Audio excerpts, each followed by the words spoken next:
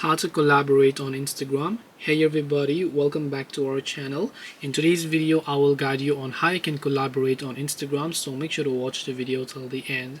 So if you would like to collaborate on Instagram, it's actually quite very simple to do so.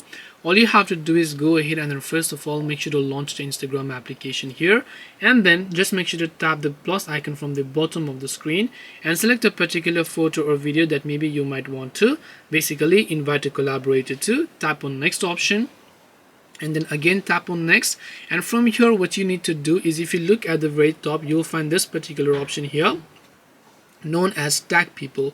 So tap on tag people. You can tag a people like you normally would, or you can just tap the invite collaborators option here, tap and continue. Make sure to simply invite those collaborators here, and then they'll be successfully added as a collaborator. This way you can collaborate on Instagram. Hope this video was very helpful. If you have got any more questions, then feel free to leave them down below. Thank you for watching till the end of this tutorial, and see you soon in our next video.